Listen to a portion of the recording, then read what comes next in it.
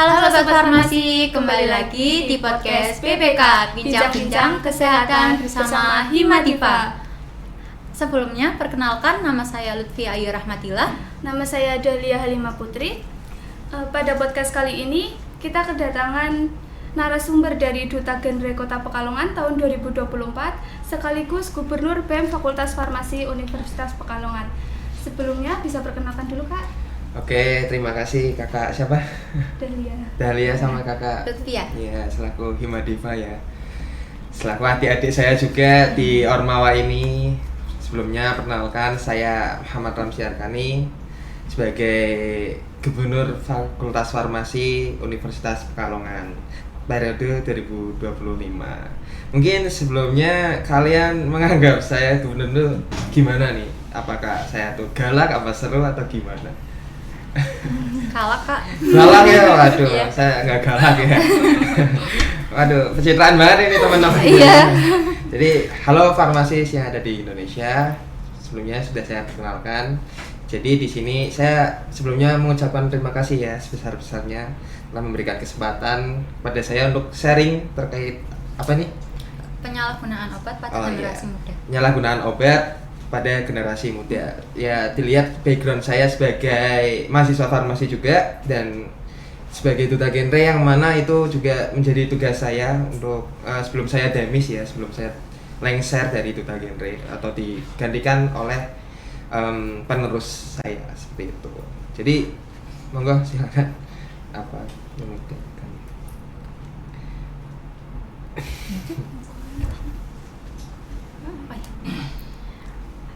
Nah, jadi pada podcast kali ini kita akan membahas tentang penyalahgunaan obat pada generasi muda. Nah, ada pertanyaan nih Kak. Kira-kira apa saja Kak jenis obat yang sering disalahgunakan dan kenapa itu bisa terjadi? Ini sifatnya sharing pengalaman sama lingkungan saya ya. Mungkin teman saya pernah menyalahgunakan obat itu sendiri. Wow, kayaknya teman saya kok kayaknya buruk banget nih. Apakah saya ikutan buruk apa gimana? Enggak ya. Jadi ini saya biasa ngobrol sama teman saya. Sering pada saat ini juga sering masih aktif komunikasinya. Dia itu sempat tak tanya-tanyakan karena saya mau maju genre ya. Sebelum maju genre itu saya tanyakan terkait narkoba ya. Mungkin obat-obatan terlarang masyarakat awam kenalnya itu narkoba ya, narkotika, psikotropika, dan bahan aditif lainnya. Obat-obatan ini boleh sebut merek atau bebas nih. Jadi Boleh. kalau tidak salah ya, yang sering disalahgunakan tuh seperti Heximer. Tahu lah mahasiswa farmasi, apalagi D3 ya. Knowledge terkait obatnya jauh lebih banyak daripada saya ya. Mungkin karena kalian sering praktek daripada saya kan teori-teori doang. Iya. Ya salah satunya seperti Heximer tadi. Heximer atau Heximer yang benar? Heximer ya mungkin ya. Terus ada dextromethorphan, obat batuk, itu juga sering disalahgunakan. Dan banyak sebenarnya obat-obatan generik atau bahkan yang dijual belikan bebas mungkin di apotek disalahgunakan oleh si yang pecandu ini seperti itu. Mungkin ada lanjutan. Lalu menurut kakak sendiri, apa ada kaitan antara rendahnya informasi dengan tingginya angka penyalahgunaan obat? Karena mungkin rendahnya informasi terkait angka apa? Angka penyalahgunaan obat. Oh, ya, karena ini faktor lingkungan ya. Faktor lingkungan sangat mempengaruhi. Mungkin sebagai orang awam yang mana itu juga nggak tahu terkait obat atau mungkin dia itu baru terkena penyakit tersebut sehingga konsultasi lah sama temennya.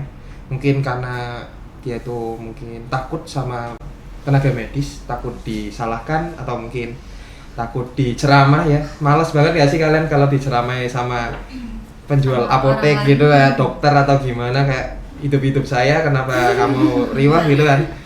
Nah, biasanya kan konsultasi ke temennya yang mungkin sudah pernah terkena penyakit tersebut ya, maaf. Dia tuh konsultasi terkait saya tuh misal sakit batuk tadi ya.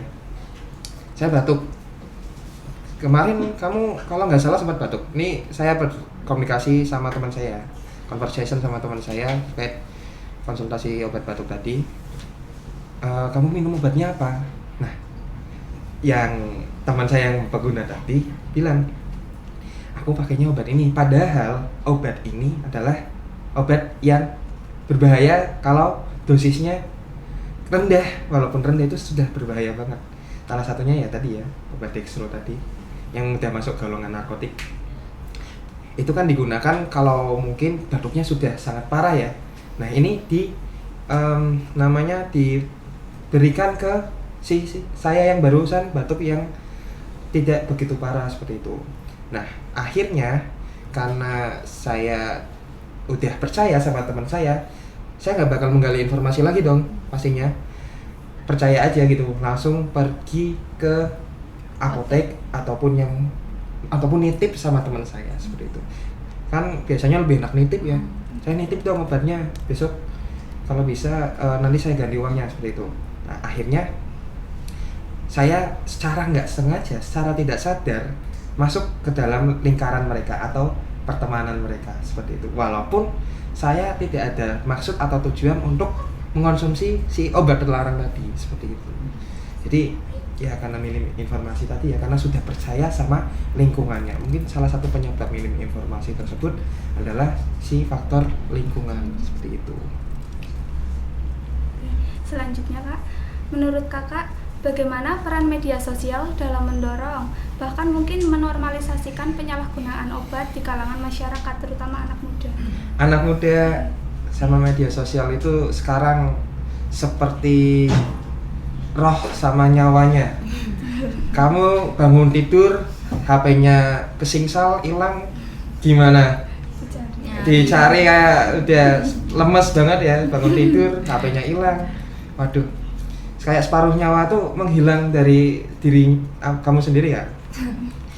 Jadi pengaruh media sosial ini sangat besar, jujur sangat besar. Apalagi lebih banyak informasi digali melalui media sosial. Dan dari penyampaian media sosial lebih bikin kita tertarik, seperti bentuk visualnya mungkin yang warna-warni atau bahkan ya intinya media sosial itu bisa lah, gampang banget lah menarik diri kita untuk terbawa dalam arus tersebut. Jadi peran media sosial, apalagi anak muda ya, anak muda kan sekarang kalau nggak mager, males ya akhirnya pakailah media sosial itu, memanfaatkan media sosial. Tapi biasanya banyak yang menjerumuskan ke lingkaran yang tidak baik juga. Ya sebagai generasi muda kalian ya harus pinter-pinter lah ya menelan informasi. Jadi harus di-riset dulu nih, ini tuh baik apa enggak buat kita.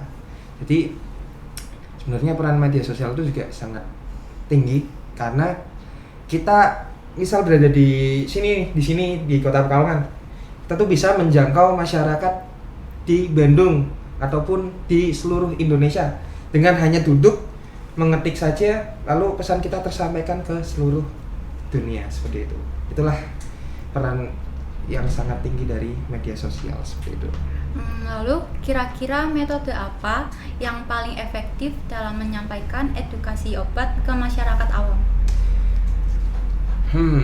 Kalau kalian itu lebih suka diceramahi atau mungkin saya ngikutin alur dari kalian? Ngikutin alur? Saya harus kayak mengerti diri kalian sendiri ya. Jadi agar lebih enak ya mengajaknya. Jadi dekati dulu mungkin teman-teman kalian atau seseorang yang ingin kalian rubah lingkungannya yang tadinya nggak baik jadi baik, untuk terlepas dari si tadi obat-obatan yang yang disalahgunakan tadi. Itu metode pertama. Yang kedua, dirubah lingkungannya, faktor lingkungannya. Kalian sebagai teman yang baik pastinya ngajaknya ke hal-hal baik kan, nggak mungkin malah dicemooh kan, atau malah dijerumuskan kan. Jadi mungkin mereka lingkungan sebelumnya emang nggak baik. Nah, kalian jangan menjauhi. Kalau emang dia benar-benar mau berubah, kalian rangkul. Karena kalau nggak kalian siapa lagi? Orang tua mereka mungkin sudah kecewa. Nah, kalau kalian kan sebagai generasi muda jauh lebih empati lah ya. Empatinya sama lah ya. Secara emosional kalian sama lah ya mungkin ya. Kalau antara anak-anak sekarang sama orang tua ini kan berbeda kan, secara emosional, secara penalaran, dan secara zaman mungkin juga berbeda kan. Kita kan eranya ya tadi ya beda jauh banget ya, jomplang banget sama generasi-generasi sebelumnya ya.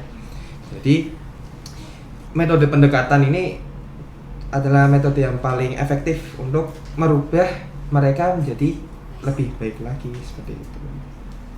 Mungkin dari kalian punya nggak teman-teman yang kayak itu, yang sering nyalahgunain obat, atau mungkin tetangga, saudara? Nggak ada sih kak, saya nolak. Oh, aduh, bagus deh. Kalau nggak ada, kalau kakaknya, kakak Dahlia, Sama sih kak. nolak juga. Waduh, yes nggak apa-apa, yang penting tidak terjerumus ke itu juga ya. Oke. Oke, yang selanjutnya, harapan kakak untuk generasi muda agar lebih kritis dalam menggunakan obat. Harapan saya untuk generasi muda agar kritis dalam menggunakan obat. Ya tadi ya, karena kalian sakit sendiri, mungkin batuk atau pusing atau apa, jangan self diagnose. Tahu self diagnose? Batuk dikit ngira TBC. Udah lihat belum konten yang di BM itu? Pokoknya itu salah satu penyebab penyalahgunaan obat. Kita mendiagnosa diri kita sendiri, kayak pusing dikit ngira saya mau mati. Enggak separah itulah sebenarnya. Atau mungkin ya tadi batuk dikit ngira TBC. Terus hilang ingatan sedikit ngiranya sarafnya udah kena. Pelupas dikit ya tadi ngiranya saya harus ke psikolog nih, mungkin saraf saya udah kena. Terus stres dikit tadi ngira anxiety atau gimana gitu kan. Yang pertama jangan self diagnose, kita konsultasikan ke ahli terkait lah, baik dokter maupun apoteker. Jangan takut ya, mungkin kalian melihat dokter-dokter di media sosial tuh apa namanya galak-galak ya mungkin ya. Enggak ya, itu yang dokter-dokter tua biasanya yang garang-garang gitu, kayak seringnya nyalahin diri kita. Mungkin kita ingin konseling, ingin konsultasi terkait penyakit kita, malah disalahkan. Kan kita nggak tahu apa-apa ya sebenarnya ya. Penyakit-penyakit ini terjadi karena kebiasaan kita yang kita kira kebiasaan itu biasa aja, tapi malah ternyata berbahaya buat diri kita sendiri. Kan kita nggak tahu ya sebelumnya. Nah, si tenaga medis ini malah menyalahkan kita. Akhirnya apa? Akhirnya kita malas untuk ke si ahli terkait, sehingga kita self diagnose. Jadi saya batuk, misalnya saya searching kenapa saya bisa batuk, ada nih paling atas TBC. Akhirnya saya kira saya kena TBC. Lalu saya riset lagi, TBC itu apa? TBC itu ternyata penyakit yang disebabkan oleh Mycobacterium yang menyerang paru-paru gitu ya, yang bikin batuknya itu ngikil gitu kan. Akhirnya saya riset lagi obat TBC kayak pirasinamid atau isoniazid gitu kan, kayak etambutol. Akhirnya saya belilah obat-obatan ini tanpa saya konsulingkan ke dokter dulu. Akhirnya percuma dong kalau saya minum obat-obatan TBC tapi saya nggak TBC. Yang ada saya hanya kena efek samping si obat TBC tadi, misal kayak etambutol bisa menurunkan penglihatan. Akhirnya saya minum etambutol sering mungkin sampai saya itu batuknya hilang. Tapi kan akhirnya efek sampingnya juga kena loh, penurunan penglihatan. Nah, itulah pentingnya jangan self diagnose agar generasi muda tidak agar generasi muda lebih kritis dalam mencegah obat yang terlarang tadi, seperti itu. Mungkin Ada lagi yang mau di itu? Ya ada lagi Kak, satu lagi. Menurut Kakak, gimana sih peran farmasis di lingkungan pendidikan dalam memberikan pemahaman tentang bahaya penyalahgunaan obat? Saya farmasis, kamu farmasis, kamu farmasis. Yang mana itu kita dididik untuk emang berperan ya di masyarakat untuk mengkonsultasikan terkait obat, mengedukasikan terkait obat-obatan. Nanti kalian bakal dapat kok teorinya. Kalian D3 ya? Iya. Misalnya berbeda ya. Kalau saya di S1 dapat matkul terkait farmasi sosial. Peran apoteker sama peran farmasis di dunia kesehatan tuh sekarang terlihat nggak? Enggak. Belum ya? Belum. Terlihat ya. Yang terlihat apa? Dokter gitu ya, perawat ya. Iya. Peran farmasisnya udah terlihat belum? Belum. Karena apa? Karena kita tidak melihatkan power kita, karena kita hanya dididik jual obat aja, obat-obatan aja, padahal kita punya hak di situ. Malah ya walaupun kesehatan tidak memandang kasta, tapi sebenarnya kalau menurut pendapat pribadi saya setara dengan dokter. Jadi mereka terkena penyakit apa, kita juga tahu kan harusnya mendiagnosanya. Misal kita juga diajari patofisiologi, kita diajari apa-apanya penyebab penyakit ini kenapa, terus kita cari dong obatnya apa yang sesuai dari si patofisiologi tersebut. Nah, karena apoteker tadi ketutup, mungkin perannya ketutup oleh dokter, sehingga kita tuh seolah belum terlihat sama masyarakat. Dokter konseling dibayar berapa? Satu hari katakan 100.000. Kita konseling di apotek dibayar apa enggak? Gratis kan? Itulah kenapa apoteker tuh belum terlihat sebenarnya. Terlihat dari konseling tadi. Konseling kita tuh kayak nggak ada harganya gitu loh. Jadi mereka datang ke apotek, banyak misal masyarakat biasa datang ke apotek, kita ceramahi, Bu, sampean ki disebabkan misal hipertensi, kakan mangan garam, kakan mangan sing asin-asin, kebanyakan makan yang asin-asin. Mereka nggak percaya karena yang ngomong kita, karena power kita nggak sekuat dokter. Terus ya akhirnya kita ngotot-ngototan, terus akhirnya kita mau nggak mau harus cari buktinya dong, atau gimana caranya agar kita itu bisa membaur atau mempromosikan kalau ini loh apoteker tuh nggak apoteker saja, ini loh farmasi itu juga bisa loh memberikan informasi terkait penyakit-penyakit yang ada di masyarakat, bahkan lebih seringan ke apoteknya kan daripada ke rumah sakitnya kan. Nah itu strategi kita bisa melalui konseling di apotek-apotek, mungkin apotek ataupun puskesmas, bahkan puskesmas juga ada farmasinya kan. Nah itu kita harus mengambil peran ini untuk mengedukasi masyarakat. Kalau nggak dari sekarang kapan lagi? Nanti apoteker taunya masyarakat cuma jualan obat aja, padahal bisa terkait analisis penyakit, bisa membuat obat, bisa membuat skincare ataupun apa seperti itu.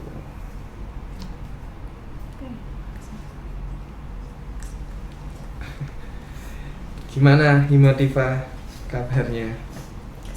Apakah habis ini ada penyuluhan terkait obat-obatan? Gimana ya Kak? Oh, belum ada. Udah Ada. Di mana tuh? Di SMA mana tuh? di SMA Hasyim Asyarif. Oh iya. Kemarin. Tegus Ibu atau bukan?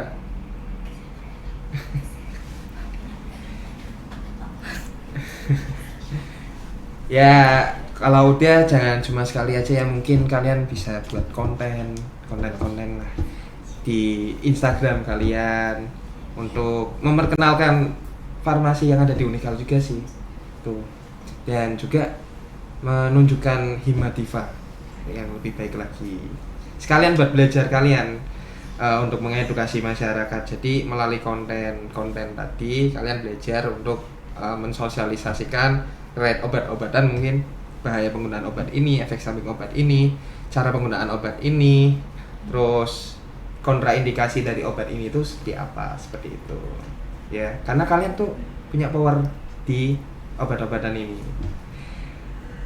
Jangan sampai sekarang ada influencer yang sok tahu terkait mungkin dunia kesehatan, katakan dunia kesehatan aja lah ya.